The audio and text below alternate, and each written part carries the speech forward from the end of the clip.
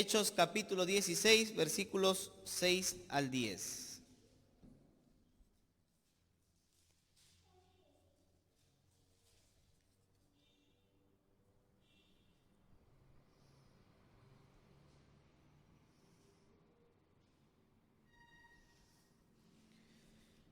Dice la Biblia, versículo 6, y atravesando Frigia y la provincia de Galacia, les fue prohibido por el Espíritu Santo hablar la palabra en Asia.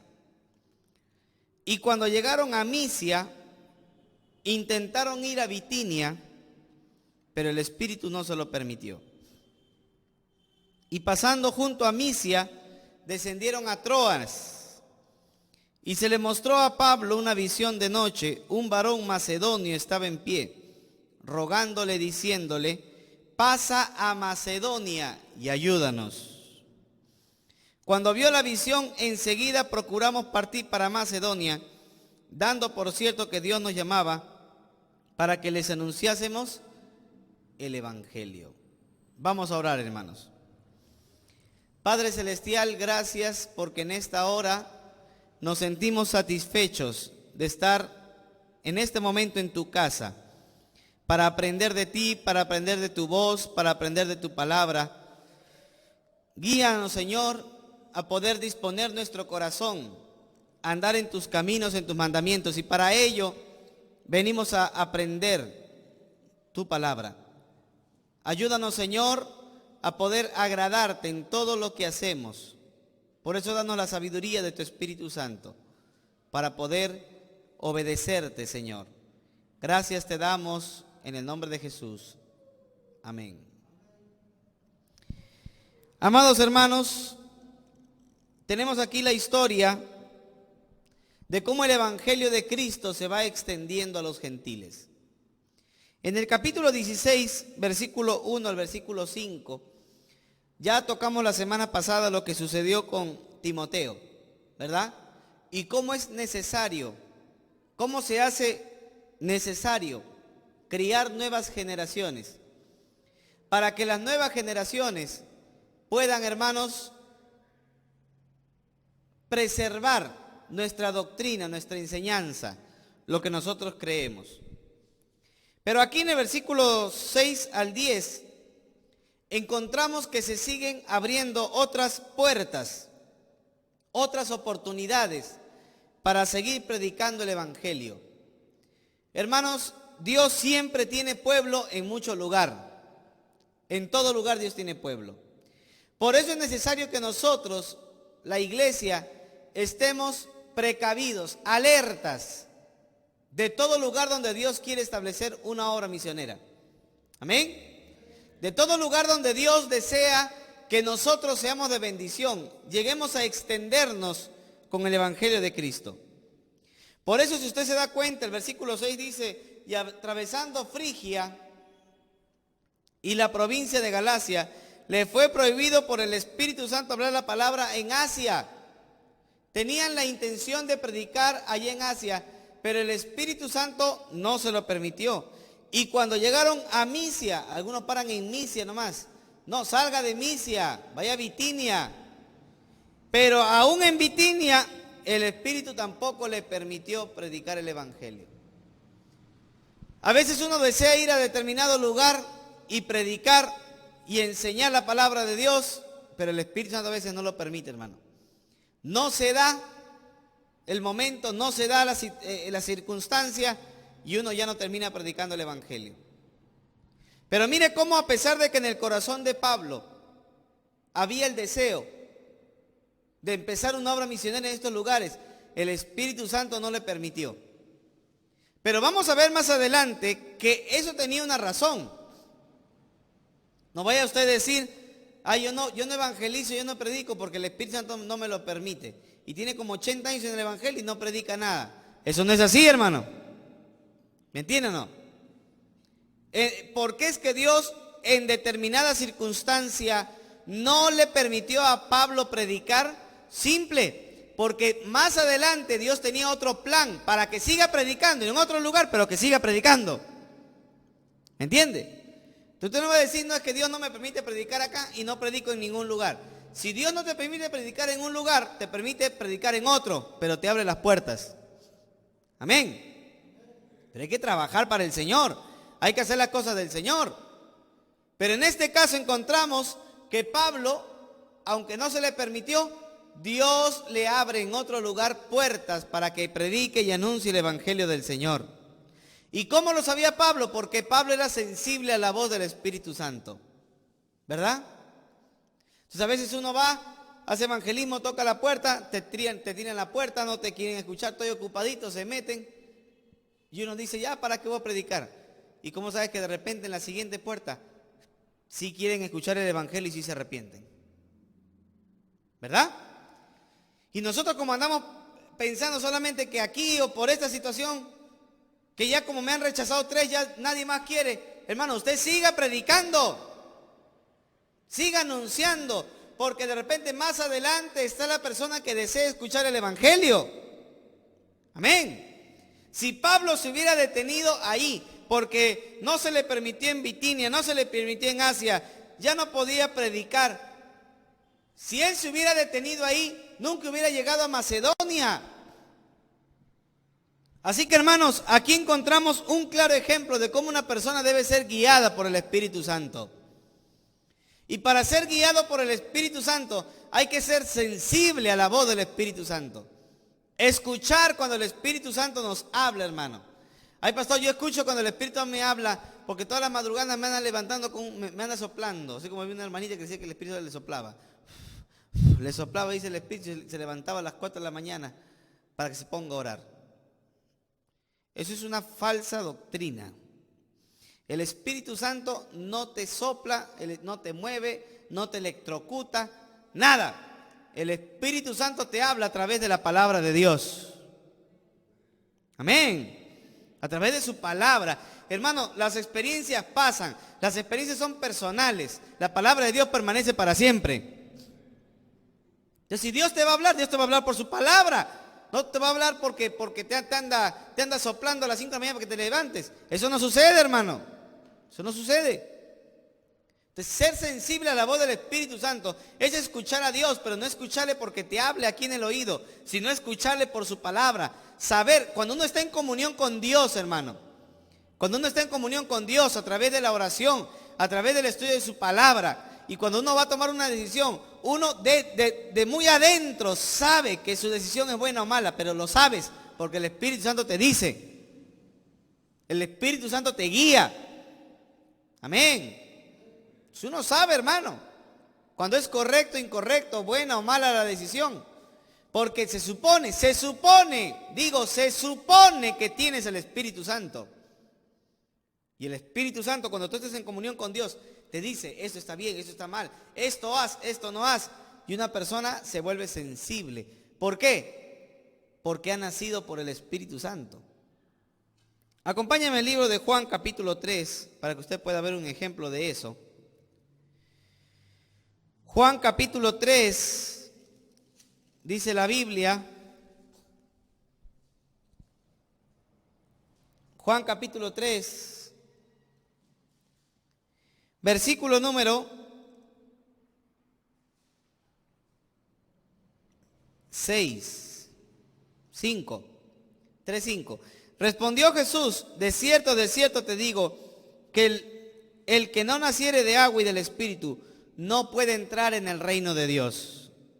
Lo que es nacido de la carne, carne es. Y lo que es nacido del Espíritu, Espíritu es. No te maravilles que te dije, os es necesario nacer de nuevo. El viento sopla de donde quiere y oye su sonido, pero no sabe de dónde viene ni a dónde va. Así es todo aquel que es nacido del Espíritu de Dios. ¿Al viento lo ves? No. ¿Al viento se le toca o no se le toca? Sí se le puede tocar, hermano. Se puede tocar. ¿Sabe que el viento pesa, no? ¿O no pesa el viento? El viento pesa. Si usted se va en un carro que vaya a 100 kilómetros por hora y usted saca su mano, ¿qué pasa? ¿Siente el golpe del aire o no? Siente golpe de aire, el aire pesa, el aire se puede sentir. No se puede ver, pero se puede sentir. Y dice que así es el Espíritu Santo. No se sabe de dónde sopla, pero se sabe que está soplando. ¿Por qué? Por los efectos que produce. Pastor, ¿cómo yo sé que tengo el Espíritu Santo? Por los efectos que produce el Espíritu Santo en tu vida. ¿Y cuál es el efecto más grande del Espíritu Santo? ¿Que yo hablo en lenguas? No. ¿Cuál es el efecto más grande del Espíritu Santo? ¿Que yo danzo como David? No. ¿Cuál es el efecto más grande del Espíritu Santo? Que tu carácter se convierte en el carácter de Cristo. Amén. Se supone que si tú estás lleno del Espíritu Santo, tú tienes que reflejar amor, gozo, paz, paciencia, benignidad, bondad, fe, mansedumbre, templanza. Amén. Uno como creyente no puede perder los estribos, hermano. Uno como creyente no puede perder los papeles. ¿Sí me entiende? Ay, es que me desespera, me exaspera. Entonces no tienes el fruto del Espíritu Santo. Porque el Espíritu Santo te lleva a controlarte. El Espíritu Santo te lleva a que tú seas templado. Ay, pastor, yo ando templado. No es que andes templado, sino que tú tienes tu carácter ecuánime, sobrio. Amén. Y por más que el otro esté desesperado, tú sigues estando sobrio, ecuánime, controlado. Ese es un reflejo de lo que hace el Espíritu y de lo que no hace el Espíritu. El apóstol Pablo en Efesios 5:18 dice: no os embriaguéis con vino, en lo cual hay disolución. Antes bien ser lleno del Espíritu Santo. O sea, ¿qué quiere decir? El licor, el vino, hace que las personas pierdan el control, ¿sí o no? Una persona que está bajo los efectos del alcohol, ¿se puede mantener en pie? ¿Puede hablar bien? No. ¿Qué hace? Se cae, no se controla, se anda peleando con todos porque está bajo el efecto del alcohol. Pero una persona que está bajo el efecto del Espíritu Santo tiene más control. Amén. Tiene más control. Controlas tu carácter, controlas tu temperamento, controlas quién eres. Porque gente dice: ay, yo soy así, pero cambia pues. ¿De qué vale que sigas igual? Igual de mundano, igual de carnal, igual de pleitero. ¿De qué sirve eso? Uno tiene que ser hijo de Dios, hermano. Y para eso dejar que el Espíritu Santo cambie tu vida, cambie tu corazón. Hay creyentes que andan mirando a los hermanos así como si fueran fúchila, ¿no? Los andan mirando como si ellos fueran los mejorcitos y los andan mirando. ¿Sabe lo mejor que eres tú y yo? ¿Sabe cómo el Señor nos llama a nosotros? ¿Lo ha leído usted o no? Vamos a Isaías para que usted sepa lo que es, ¿ya? Porque, y a ti que te encanta andar mirando a los hermanos de nariz para arriba, narizón.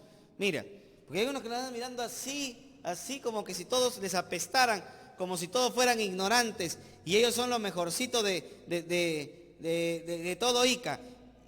Mira lo que el Señor tiene que decirte.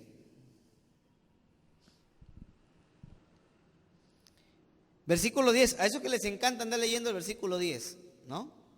Isaías 41:10. No temas, y todavía te lo dicen en tu cumpleaños. Ay, mi cumpleaños fulano, vamos a recitarle. Yo quiero dedicarle este versículo. No temas porque yo estoy contigo.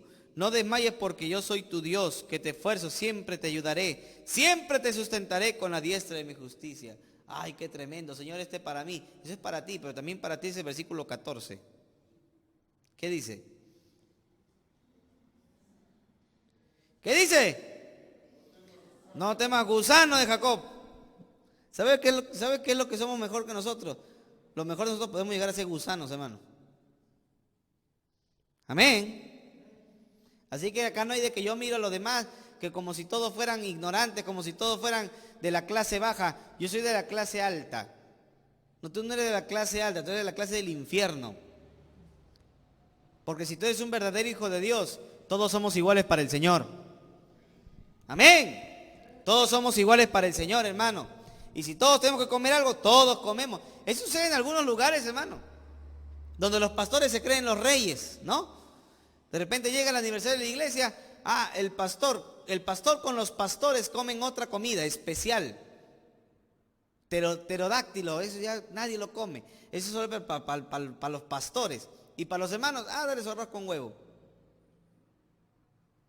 ¿Sí me entiende? Hermano, el pastor está para ser parte de la iglesia. Amén. Y si todos comemos pterodáctilo, todos comemos pterodáctilo.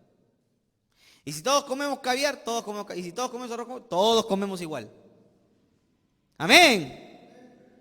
Pues no es posible que a los hermanos lo tengan comiendo una cosa y a los pastores tengan, porque ellos son los ungidos, ellos son los grandes, son los profetas, ellos son los apóstoles. Ellos son apéstoles, hermano, o apostolobos, pues ellos no son hijos de Dios. Los pastores estamos para ser parte de la iglesia, parte de la congregación. Amén. Hay pastores que andan mirando a los hermanos hacia abajo, como que ellos son los mejores. Hermano, el que está al frente de una iglesia no es porque sea más inteligente, no es porque sea más simpático, no es porque sea más guapo. No, hermano, el que está al frente de la iglesia es porque es un inútil. Pero dígame, hermano, yo nomás me la creo. No, soy inútil, hermano.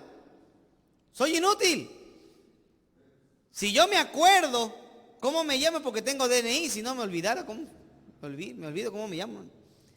¿Se da cuenta que a veces yo le saludo y estoy que me trato de acordar su nombre? Porque soy bien olvidadizo, soy inútil, hermano. Soy inútil. Pero si estoy al frente, no es por mi propia humanidad, no es por mi propia capacidad, es por la gloria de Dios. Porque en mi corazón, a pesar de que sé que soy torpe, hermano, deseo servir a Dios. Tengo un corazón para hacer para Dios algo. No quiero morir sin dejar algo para Dios, hermano. Por eso Dios anda poniendo pastores. Por eso los pastores no tienen que creérsele, hermano. Los pastores no deben creer que ellos son los mejores y que los hermanos son los sirvientes. No, el sirviente son los líderes. Los sirvientes son los pastores. Están para servir a la iglesia. Amén. Hermano, cuando uno sirve a Dios, la recompensa más grande es que Dios te da más para servir. Amén. Eso es tremendo. Eso es algo tremendo, hermano. Porque quiero darle un versículo. Esto lo aprendí allá en la conferencia de pastores. Mira todo lo bueno que uno aprende, ¿no? Mira, en el libro de Apocalipsis capítulo 7. Apocalipsis 7.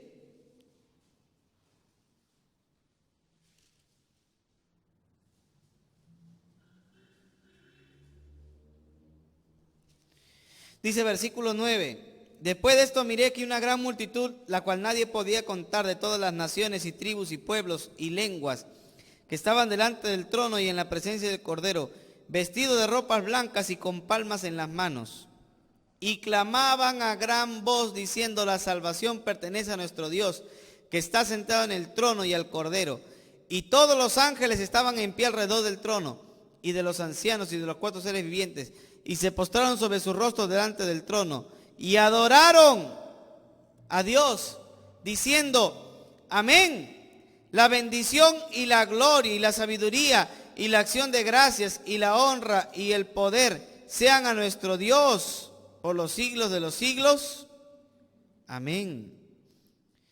Entonces uno de los ancianos habló diciéndome: estos que están vestidos de ropa blanca, ¿quiénes son y de dónde han venido? Y yo le dije: Señor, tú lo sabes. Él me dijo: estos son los que han salido de la gran tribulación, han lavado sus ropas y las han emblanquecido en la sangre del Cordero. Por esto están delante del trono de Dios y le sirven día en su templo. Cuando uno llega al cielo, ¿a qué va a llegar? A servir. Amén. A servir a Dios.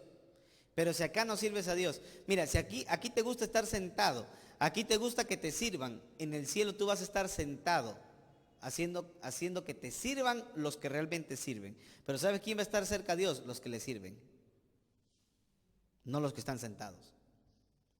Por eso, hermano, cuando uno sirve en el cielo, el Señor le pone en una posición para que siga sirviendo. pero en esa posición de servicio van a estar más cerca de Dios. Amén. Por eso, hermano, no hay que creer que uno es lo mejorcito. No, lo mejor que tú puedes ser es ser gusano de Jacob. ¿Sí me entiende? Eso es lo mejor que podemos ser. Por eso, hermanos, tenemos que ser humildes. Todos. Amén. Todos ser humildes. No mirar hacia los demás como que uno los desprecia. Como que uno sabe más, que uno es más inteligente, burlándote de los demás hermanos por su condición o por su forma de vestir. Eso es incorrecto, hermano. Amén. Eso es incorrecto, eso está mal. Eso no debe pasar en la casa de Dios. Por eso hay que ser sensible al Espíritu Santo, hermano. Por eso nuestro carácter, por eso nuestra vida tiene que ser moldeada a la imagen de Cristo. Y allí encontramos cómo Pablo, dejándose guiar por el Espíritu Santo, tuvo una visión. Versículo 9. Y se le mostró a Pablo una visión de noche. Un varón macedonio que estaba en pie, rogándole y diciendo: pasa Macedonia y ayúdanos. Cuando vio la visión, enseguida procuramos partir para Macedonia, dando por cierto que Dios nos llamaba para que anunciésemos el Evangelio. Hermanos, Dios le da una visión a Pablo para que Pablo pueda ir a predicar a la ciudad de Filipos, que era la primera ciudad de la provincia de Macedonia. Porque cuando Dios quería hablar a sus siervos en la época del Nuevo Testamento, Dios usaba sueños y Dios usaba visiones. Antiguamente Dios usaba sueños y usaba visiones cuando quería hablar a las personas. Hoy día, si Dios te quiere hablar, y te lo vuelvo a repetir, no va a usar sueños ni visión. Dios va a usar su palabra. Dios va a usar al pastor. Dios va a usar a un hermano. Amén. Dios no va a usar sueños ni visiones. Hay hermanos que dicen: Señor, dame una visión, dame un sueño, Señor. Algunos se despiertan aterrorizados: he tenido un sueño. ¿No? Los más espirituales andan soñando con cosas de la Biblia, ¿no? Los más espirituales: ay, he soñado que me arrebataban al cielo y yo vi cómo eran las puertas del cielo, y andan soñando esas tonterías. Luego otro viene y dice: ay, que los más carnales, ¿no? Se me cayó la muela, eso significa que alguien se va a morir, ¿no? Otros han soñado con cucaracha, creen que le van a robar el trabajo. Y así la gente se vuelve cada vez más carnal, hermano. Mira, si Dios te quiere decir, un día discutía con un pentecostal que me decía: pero yo creo que hay visiones, yo creo que hay sueños, yo creo que Dios revela. A ver, ¿tú crees que Dios revela? Dime, ¿qué te va a revelar Dios? A mí Dios me ha revelado, por ejemplo, el rapto. ¿Pero qué te va a revelar si eso ya está en la Biblia? No, es que a mí me ha revelado cómo era el cielo. ¿Y qué te va a revelar? Mira, dos cosas. Uno, todo lo que Dios habló sobre el cielo se lo dijo a Juan cuando lo miró en la visión. Así que a ti no te ha revelado. Y si te ha revelado algo que no está en la Biblia, entonces eres un falso profeta. Y número dos, ni siquiera Pablo, llegando al cielo, pudo decir todo lo que vio. ¿Qué tú te crees mejorcito que Pablo? No, pero es que a mí me reveló el infierno. ¿Pero qué te va a revelar si está en la Biblia? Mira, si Dios te revela algo que ya está en la Biblia, entonces no tiene por qué revelártelo. Anda a la Biblia. ¿Para qué quieres que Dios te revele algo que está en la Biblia? Si lo que está en la Biblia no lo cumples. Amén. Si lo que está en la Biblia no cumplimos, ¿para qué queremos más, hermano? Y me quedó mirando así como que no sabía qué responder. Yo le dije: mira, Dios no te va a hablar. La única manera como Dios te va a hablar es por su palabra. Si somos rebeldes a la palabra de Dios. Jesucristo dijo que Él no juzga. Las palabras que Él ha hablado son las que van a juzgar al final. Amén. Su palabra. No dice sueño, no dice visión. Es que hay iglesias que se andan basando en el sueño. Que la profetisa soñó. Por eso cuidémonos, hermano. No vaya a ser que esa plaga se vaya metiendo en la iglesia y comiencen los hermanos a creer en sueños y en visiones y en revelaciones. Esas son tonterías, hermano. Y se mete esa plaga en las iglesias y comienza: ay, que la profetisa soñó. ¿Qué soñó? soñó con petróleo, soñó que el pastor iba caminando y se encontró con un pozo petrolero y comenzó a cavar y comenzó a salir el petróleo y se volvió millonario. ¿Qué significa eso? Que Dios me ha dicho, hermanos, que le pongan petróleo al carro del pastor. Esta es la revelación. Yo conocí de iglesia, hermano, donde viene la profetisa, Dios quiere flores negras. ¿Dónde conseguir las flores negras, hermano? Pues que Dios quería, tenía que ser. Que la profecía, Dios te ha dicho, tú y tú se casan. Señalaron una hermana como de 80 años y un joven de 17. Los casaron porque era la profecía. Y tanta tontería que se hace en las iglesias, solamente para pasar show, hermano. Solamente para pasar show. Solamente para que digan, Dios sigue hablando. Oiga, mira, yo predico tan fuerte la palabra de Dios. Yo predico tan dura la palabra de Dios, que yo creo que Dios te anda hablando, ¿no? Yo creo que Dios te anda hablando como me anda hablando a mí también. No necesitamos que, hermano, que Dios nos esté hablando a través de sueños y visiones. Amén. O sea, tan claro vamos predicando el evangelio, tan claro predicamos la palabra de Dios, que andas esperando que Dios te vaya diciendo algo. ¿Qué te va a decir si lo que está en la Biblia no quieres aceptar? Entonces, hermano, hay que tener cuidado, porque hay otros que dicen, pero es que en la Biblia, mira, si Dios se lo dio a Pablo, Dios te lo va a dar a ti. ¿Tú eres Pablo? ¿Tú eres Pablo? Entonces, ¿por qué? Porque yo me llamo Abraham, yo no tengo por qué recibir esa visión. Eso se lo dio a Pablo, en un momento en el que Pablo no tenía Nuevo Testamento. Porque Pablo tenía Nuevo Testamento o no tenía Nuevo Testamento. No tenía Nuevo Testamento. Así que si Dios quería hablar a Pablo, Dios tenía que usar un medio para hablar. Y ese medio eran los sueños y las visiones y las revelaciones. Pero una vez que Dios da su palabra y su palabra se escribe, la única forma que Dios habla es a través de la palabra de Dios. Amén. Pues tengamos cuidado, hermanos. Tengamos cuidado de esos hermanos que andan diciendo de que Dios les habló. Claro, de otras denominaciones, ¿no? De otras denominaciones que Dios les habló, que yo he venido para hablar contigo, porque a mí Dios me habló ayer en la noche mientras yo oraba. Dios me habló y me dijo, ve a hablar con fulano, porque anda en pecado, porque anda haciendo el otro. Y yo he venido a hablarte. Bótelo, hermano, a patadas. Porque esa gente no tiene nada que hablar. A esa gente le gusta el sensacionalismo. Así que tengamos cuidado, hermano. La iglesia no es para venir a hacer show. La iglesia es para predicar la palabra de Dios. Entonces, una cosa es Pablo. Pablo sí tuvo esa visión. Yo creo que esta visión ha sido legítima. Yo no creo que esto haya sido una broma. Yo creo que Dios guió a Pablo a través de visiones. Y aquí está esta visión, versículo 11. Dice, zarpando pues de Troas, vinimos rumbo directo a Samotracia y al día siguiente a Neápolis y de allí a Filipos, que es la primera ciudad de la provincia de Macedonia, y una colonia, y estuvimos allí, estuvimos en aquella ciudad algunos días. Filipos era una colonia romana. ¿Qué colonia de perfume? No. O sea, quiere decir que era un territorio que había sido colonizado, ¿no? Era una colonia de los romanos. Ahora, conquistada por Roma. Y justamente la ciudad de Filipos se llama así en honor a un rey de Filipo llamado Felipe de Macedonia, que reinó en el siglo IV antes de Cristo. Y esa ciudad era una Roma en pequeño. O sea, si uno llegaba a Filipo, uno se encontraba que era como una especie de Roma en pequeño, era chiquitito. Muy parecido a la ciudad romana. Porque inclusive la ciudad seguía las leyes y seguía las costumbres que tenían los romanos. Y al parecer no había una gran cantidad de judíos en aquella región. ¿Cómo lo sabemos? Porque no había sinagoga.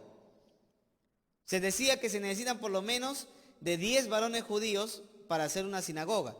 Al parecer no había ni 10 varones judíos. Por eso no había sinagoga. Las mujeres se reunían en otro lugar. Pero en este lugar Dios llama a salvar a 3 personas. Y esas 3 personas constituyen los primeros frutos en la provincia de Macedonia. Mire lo que dice ahí, versículo número 13. Y un día de reposo salimos fuera de la puerta junto al río donde solía hacerse la oración. Se reunían cerca al río a orar los judíos. No iban a la sinagoga porque no había sinagoga. Y sentándonos hablamos a las mujeres que se habían reunido. Solamente mujeres se reunían, no habían varones. Hermanos, cuando uno predica el evangelio en una iglesia, ¿qué es lo que más abunda? Mujeres, ¿verdad? Regularmente lo que más abunda en una iglesia son mujeres, son damas. Y Dios desea, Dios permite que las damas también le sirvan en la iglesia. ¿Amén o no? Pues no están convencidas las hermanas. ¿Amén, hermanas, o no? Amén. ¿Pero qué voy a estar convencida si no me dejan hablar, pastor? ¿Cómo que no te dejamos hablar? Aquí algunos hablan hasta por las puras, ya hablan nomás. No, hermano. Mire lo que dice la Biblia. La Biblia dice que es indecoroso que las mujeres hablen en la congregación, en la asamblea. Es indecoroso. Eso no lo he inventado yo. Eso dice la palabra de Dios. ¿Y qué significa eso? Que cuando los varones en la iglesia toman una decisión, las damas no pueden cuestionar las decisiones de los hombres. Amén. ¿Hoy no le gustó? Amén. Ay, que a mí no me gustó. ¿Y por qué se reunieron los varones? ¿Y qué decisión han tomado? Monchito, ven para acá. Sí, mi amor. A ver, Monchito, dime, ¿y por qué han decidido eso los hombres? ¿Y por qué han dicho eso? Y no, es que tú tienes que hablar y tú tienes que decir. Y andan cuestionando lo que los hombres han decidido. Hermana en el Señor, usted es una princesa del Señor, usted es una hija del Rey. Aprenda a someterse al liderazgo que Dios pone. Amén. Hoy no le gustó. Amén. Entonces, cuando los varones se reúnen, cuando los hombres se reúnen en la iglesia para tomar una decisión, las damas tienen que someterse a la decisión tomada por los varones. Eso es respeto a la autoridad. En muchas iglesias no se lleva así. En muchas iglesias se hace que las damas intervengan en la sesión y que las damas también hablen. Y al final, ¿quién habla más en una sesión? ¿No se ha percatado? ¿Quiénes son las que más hablan en la sesión? Las damas. Y las mujeres hablan y una cosa y otra cosa. Y hay damas que ocupan hasta cargos en las iglesias. Hay iglesias en donde las damas son tesoreras, o las damas son secretarias, o las damas tienen algún cargo. Hermanos, no debe una mujer ejercer ningún cargo en la iglesia. Oye, andan asustadas. La hermana ha dicho, se la agarró conmigo el pastor. No, vamos por partes, hermano, vamos por partes. Las damas en la iglesia no deben ejercer ningún tipo de cargo. Amén. Ninguno. Pero nos han enseñado o me han dicho, a mí no me importa lo que te han dicho, a mí me importa lo que dice la palabra de Dios. Ahora, si tú lees lo que dice la Biblia, ahí te vas a dar cuenta. Porque alguien por ahí me dijo, ay, pero yo he preguntado a otros pastores y me han dicho que usted está malinterpretando la Biblia. Me han dicho que lo que la Biblia dice que la mujer que hay en la congregación significa otra cosa. Y yo le dije, mira hermana, yo le puedo hacer un estudio exegético del griego y de la sintaxis griega para decirle lo que en español dice. Y la Biblia dice en español que la mujer se calle. Punto. ¿Qué exégesis va a hacer de eso? A ver, si la Biblia dice que la dama tiene que guardar silencio en la congregación, dígame, ¿qué tiene que hacer la dama? Guarda silencio. Punto. No hay más. No, es que eso no significa eso. Es que eso significa otra cosa. ¿Pero por qué? Si tú lo lees en la Biblia, sométete a la palabra de Dios. Punto. Entonces, pastor, entonces no podemos hacer nada las damas. Las damas pueden hacer mucho. Pueden hacer mucho. Las damas pueden apoyar visitando. Amén, amén. Pero visite pues. Póngase en grupo. Las damas deberían ponerse en grupo para visitar, para ver si una hermana está pasando necesidad. Las damas tienen que organizarse para que puedan ayudar a los necesitados de la iglesia. Ese es su ministerio, hermano, hermana. Hay damas que dicen, no, que acá yo soy la mujer de iglesia donde la mujer parece la pastora. Y la mujer es la que más habla, y la mujer es la que dice. Y hay mujeres, esposas de pastores, que al pastor lo andan controlando con la mirada nomás. Y el pastor a mí, sentado, todo asustado, hermano. Parece perro en carro. ¿Oído los perros en carro, no? Se andan asustados. Así hay pastores que andan como perro en carro, hermano, asustados nomás. De lo que la mujer le anda mirando. Y la mujer le controla. Y ya con un dedo nomás ya sabe lo que tiene que hacer. Y eso sucede, hermano. Y eso no debe pasar en una iglesia. Si un pastor no tiene los pantalones para ser hombre, que salga del púlpito y que le dé el púlpito a un hombre, hermano. Amén. Tenga cuidado. Hay que tener cuidado. Muchas iglesias está sucediendo eso. Y ya ven, por eso en la iglesia, hermano, en la iglesia, las damas no salen al frente a leer la Biblia. No salen porque quien debe llevar la lectura de la palabra de Dios son los varones. Quien debe salir al frente a dirigir un culto son varones, porque son los que están dirigiendo la alabanza a Dios, son autoridad. Si una dama pasa al frente a leer la Biblia, si una dama pasa al frente a dirigir la alabanza, si una dama pasa al frente a tener un cargo en la iglesia, es un líder y eso no puede suceder. ¿Sí me dejo entender, hermano? Eso no sucede. Ahora, ¿cuándo las damas pueden servir leyendo la Biblia, orando, dirigiéndolo? ¿Cuándo las damas pueden servir así? En su reunión de damas. Ahí sí, las damas, porque imagínate, reunión de damas, presidente de damas, el pastor. ¿Cómo el pastor va a ser presidente de damas, hermano? Yo no puedo ser presidente de damas. ¿Sí me entienden o no? Entonces, en una reunión de damas no lo va a ver el pastor predicando, es reunión de damas, hermano. Entonces las damas se reúnen, las damas predican, las damas ahí enseñan. ¿Pero qué tienen que enseñar las damas? ¿Teología? Sí, tienen que aprender teología, porque la palabra de Dios es teología.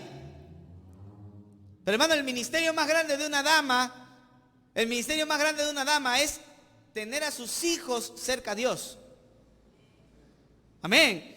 Eso es lo más grande que usted puede hacer, porque ¿de qué vale que usted venga a ayunar, que usted venga a orar, que usted venga a salvar las almas, que usted venga a predicar y sus hijos andan perdidos? Y sus hijos andan descuidados. 3, 4 días que no comen los niños. Andan convulsionando de lo que no comen porque usted no le da comida. ¿Sí me dejo entender? No, que todo para el Señor, todo para el Señor. Y va, y se viene a la iglesia, lo deja el marido sin comer, lo deja a los hijos sin comer, con toda la casa cochina, con todo sucio, hasta firulá y se va de la casa molesto, hermano. No, que estoy sirviendo al Señor, pues, pastor. Yo estoy ayunando para el Señor, yo estoy orando para Dios. No lo haces para Dios, porque está dando un mal testimonio. Una dama quiere servir a Dios, una dama quiere hacer las cosas bien para Dios. Primero atienda a su hogar como tiene que atenderlo. Y cuando todo esté bien en su casa, ahí nadie va a poder objetarle, ni su marido ni sus hijos, que usted pueda servir a Dios. Eso se llama buen testimonio, hermano. Pero a veces tenemos ideas falsas, ideas contrarias. Dios bendice las iglesias con la presencia de las damas. Hermano, las damas pueden hacer cosas que los hombres no podemos. ¿Sí me entienden o no? Ese carisma, esa inteligencia, esa belleza que tienen las damas. Gloria a Dios por nuestras hermanas, que son de bendición en la casa de Dios. ¿Por qué es que Dios le dio a la dama tener 9 meses en su vientre? ¿Por qué es que Dios, a un niño, por qué es que Dios le da a las damas poder darle de lactar a un niño? Como se dice, ese es un vínculo muy cercano entre un hijo y una madre, ¿no? ¿Por qué es que Dios ha permitido eso? ¿Por qué es que Dios ha hecho que la dama sea más preocupada por los niños? ¿Por qué? ¿Por qué? Porque Dios ha hecho a las damas delicadas. Dios nos ha hecho a nosotros brutos, toscos. ¿Sí me entienden o no? Entonces, pues, imagínense, si los bebés dependiendo de nosotros estuvieran muertos al día, ¿no, hermano? Pues somos así. Uno va aprendiendo mirando a su esposa, la delicadeza de su esposa para un niño. Le nacen los hijos, uno no sabe ni cómo agarrarlos, hermano, ¿no? Nace un niño, lo comienza a agarrar así y toda la cabeza para atrás. Tiene que cogerle bien la cabeza. ¿Sí o no? El niño nace, le va cogiendo la cabeza con delicadeza, con cuidadito, porque no tiene estabilidad en su cuello. Pero uno, ¿cómo lo aprende? Por medio de las damas. ¿Sí me entiende? Uno ve al niño ahí todo sucio, coge papel higiénico. ¿Qué papel higiénico? Tiene que coger pañitos húmedos, porque los niños son delicados. ¿Sí o no? Entonces, ¿qué sería nuestra vida? ¿Qué sería el mundo si no hubieran damas, hermano? Gloria a Dios por las damas, amén. Pero no pueden predicar, no pueden dirigir, no pueden orar. Entonces, ¿qué puedo hacer? Visitar, ayudar. ¿Sabe? Algo grande que puede ser, ore por mí, hermano. Es algo que yo se lo voy a agradecer mucho. El ministerio de grandes hombres de Dios depende de muchas mujeres que están orando por el pastor. Amén. Pues yo creo que si usted ora por mí, eso va a ser una gran bendición, hermano. No solamente en mi vida. Yo estoy seguro que cuando vayamos al cielo, el Señor le va a poner una corona más grande que la mía. Porque todo lo que yo puedo hacer es porque estoy seguro que hay damas que están orando por mi ministerio. Y yo agradezco a Dios por eso, hermano. Porque todo lo que puedo hacer no lo hago. A veces uno ni ora, hermano. Pero siempre hay gente que está orando por uno. Y va a ver que en el cielo las coronas van a ser grandes por aquellos que nos van cubriendo en oración, hermano. Por eso, hermanos, las damas tienen grandes ministerios. Pero hermanita amada en el Señor, las damas en la iglesia tienen que someterse a la autoridad del hombre. Las damas en la iglesia tienen que sujetarse cuando los varones deciden algo. Amén. Porque hay damas que dicen, no, pero yo pongo mi diezmo, pero yo pongo mi plata, yo tengo voz y voto. Esto no es apafa. Esto no es apafa. Tú quieres tener voz y voto, quieres escuchar qué tal, ándate a apafa, da tu cota y hablas todo lo que quieras. La iglesia no es apafa. En la iglesia no se gobierna como tú quieres. En la iglesia se gobierna como Dios quiere. Y como está en la palabra de Dios. Así que tengamos cuidado, hermano. Las damas han sido una gran bendición en la iglesia cuando las damas ocupan el lugar que Dios les pone. Ahora miren lo que dice ahí el versículo número 14. Entonces una mujer llamada Lidia, vendedora de púrpura de la ciudad de Tiatira, que adoraba a Dios, estaba oyendo. Hechos capítulo 16, versículo 14. Y el Señor abrió el corazón de ella para que estuviese atenta a lo que Pablo decía. Oye, qué tremendo, hermano. O sea, Pablo llegó hasta ese lugar, pero ¿quién abrió el corazón de esta mujer? Dios, el Señor, abrió el corazón de esa mujer para que escuche el evangelio, para que escuche la palabra de Dios. Hermanos, este pasaje sí nos enseña que Dios abre el corazón para escuchar su palabra. Eso está claro, yo no puedo ir contra eso. Dios abre el corazón para escuchar su palabra. Y Dios abrió ese corazón. Por eso cuando usted ora por alguien, dígale, Señor, abre ese corazón, que está más duro, Señor, que piedra, que es bien duro, Señor, que parece esa madera, ¿cómo se llama? Hay una madera que uno le va echando clavo y el clavo se rompe, hermano. ¿Cómo se llama eso? Capirona. ¿Escuchó la madera capirona? Un día me puse, hermano, a querer clavar capirona. Yo no sabía lo que hacía, hermano. Que el Señor me perdone porque yo no sabía lo que hacía. Yo agarraba y me rompí como 6 clavos, hermano, y no entraba. No entra. Usted sabe que en la capirona no entra el clavo, hermano. Terrible. Hay corazones que parecen de capirona. Pero felizmente el Señor es un taladro, hermano. Y la palabra de Dios es un taladro que va hasta el fondo, hermano, hasta encontrar carne, hasta encontrar vida. Dios es poderoso, hermano. Pues uno no debe decir, ay no, yo no voy a ir a por esta, porque ya llegó al colmo de los colmos. Porque este ya es poquito más la abominación desoladora. ¡No! Hermano, Dios es especialista, experto en cambiar la maldición en bendición. Lo imposible Dios hace posible. Por eso Dios abrió ese corazón para que esta mujer escuchara la palabra de Dios. Y dice el versículo 15, y cuando fue bautizada y su familia nos rogó diciendo, si habéis juzgado que yo sea fiel al Señor, entrad en mi casa y posad. Y nos obligó a quedarnos. Oiga, qué tremendo, hermano, qué bendición. Gloria a Dios por eso. Un corazón de una mujer religiosa que se abrió para escuchar la palabra de Dios. Y dice que se bautizó ella con toda su familia, con toda su casa. No se dice que se hayan bautizado niños, ¿o sí?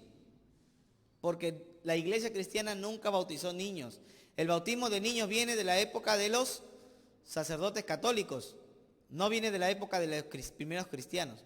Los primeros cristianos no bautizaban niños, hermano. Así que si usted es bautizado por la iglesia católica, o usted es bautizado por aspersión o por rociamiento, eso no es bautismo. Usted tiene que ser bautizado por inmersión. Eso es lo que siempre los bautistas hemos enseñado. Se nos llama bautistas, ¿por qué? Porque queda bonito. No. Se nos llama bautistas, ¿por qué? Porque somos de Juan el Bautista. No. Se nos llama bautistas porque nosotros le decíamos a los católicos, a los presbiterianos, a los luteranos, a todos ellos que estaban fuera de la iglesia católica, a los reformados, nosotros les decíamos que el bautismo católico no vale. Lutero, Juan Calvino y Zwinglio y todos los demás reformadores, ellos decían que el bautismo católico sí vale. Y hasta el día de hoy, si alguien sale de la iglesia católica a la iglesia episcopal, o a la iglesia luterana, o a la iglesia calvinista, o a la iglesia presbiteriana, y usted fue bautizado como católico, lo aceptan como miembro de la iglesia. Eso sucede. Pero si usted sale de la iglesia católica a una iglesia bautista, nosotros no aceptamos el bautismo católico. Por eso se nos llamó bautistas, porque nosotros volvíamos a bautizar a las personas. Pero los bautizábamos, ahora sí, por inmersión. ¿Amén? Por eso se nos conoce a nosotros como bautistas, hermano. No que algunos dicen, porque cuando usted sabe que yo era pentecostal, hermano, ahí sí se le nota. Ya a mí ya no se me nota nada, ahora se me nota a mí bautista, yo soy bautista acérrimo, hermano. Pero cuando yo salí de la iglesia pentecostal a la iglesia bautista, muchos me decían a mí, ay no, pero es que tú te has ido una secta, tú has abandonado la verdadera fe. Y yo decía, a ver, un ratito. ¿Qué tiempo tiene tu iglesia de fundada? Mi iglesia tiene 60 años de haber sido fundada. O 50. La más antigua, la iglesia pentecostal más antigua, ¿cuál es? Asambleas de Dios. Esa es la iglesia pentecostal más antigua. Se fundó en 1906 con el avivamiento de Azusa en Estados Unidos. La calle Azusa era un establo y allí se reunía un predicador llamado William Seymour, que fue expulsado de la iglesia bautista. William Seymour fue un pastor expulsado de la iglesia bautista. ¿Cuántos sabían eso, hermano? ¿Sí? 1, 2. William Seymour era un pastor bautista. Él era de ascendencia africana, él era moreno. Pero fue expulsado de la iglesia bautista. ¿Por qué? Porque él enseñaba que el hombre podía llegar a tal grado de santidad que ya no podía pecar. ¿Eso es verdad o mentira? Eso es mentira, hermano. Eso es falso. Todos podemos todavía pecar. Es más, todos pecamos. ¿Cuántos han pecado hoy día, hermano? Pecadores, ¿ya ve? Sí, pecamos. De repente por palabra, por hecho, por pensamiento o simplemente por omisión. Omitiste algo, pecaste. Santiago dice que sabe hacer lo bueno y no lo hace, le es pecado. Entonces todos pecamos. Pero William Seymour comenzó a enseñar de que no, que ya uno podía llegar a un grado de santidad que ya no pecaba. Y comenzó a enseñar eso y por eso lo expulsaron de la iglesia bautista. Y se fue con esa doctrina de error. Se fue a las iglesias de santidad. Las iglesias de santidad tenían casi la misma postura. Los wesleyanos, los que hoy en día son metodistas, también tenían casi las mismas posturas. Hasta que William Seymour se escuchó la prédica de un hombre llamado Parham. Parham era un maestro de instituto bíblico allá en Estados Unidos. Y él enseñaba que la señal de haber recibido el bautismo del Espíritu Santo era hablar en nuevas lenguas. Eso no se había enseñado Nunca en la historia de la iglesia. Hasta que en 1901 Parham comenzó a enseñar eso en el Instituto Bíblico, y una de las hermanas del Instituto Bíblico, llamada Agnes Osman, usted búsquelo, hermano, búsquelo, esa es historia, búsquelo. Yo era pentecostal y yo no conocía nada de eso, hasta que yo dije, voy a ver de dónde viene el pentecostalismo, y salí traumado de lo que encontré, hermano. Una mujer llamada Agnes Osman fue la primera mujer que le dijo a Parham, le dijo, ora por mí, yo quiero recibir el Espíritu Santo. Y Parham le puso las manos y comenzó a hablar en lenguas. Fue la primera mujer en la historia que comenzó a hablar en lenguas, después de la era apostólica, porque en la era apostólica sí hubo don de lenguas, pues después ya no. Ahora yo digo, ¿qué clase de lenguas habrá sido? Eso no es de Dios, hermano. Pero comenzaron así, y desde allí comenzó ese predicador a enseñar eso, hasta que llegó un hombre llamado William Seymour, el que fue expulsado de la iglesia bautista. Y William Seymour comenzó a creer eso. Dice que él no recibió durante años el don de lenguas, pero comenzaba a enseñar que la señal era hablar en lenguas. Y se reunió en la calle Azusa, ahí se reunió. Y tenía sus cultos donde se dice que habían sanidades, habían señales, habían prodigios.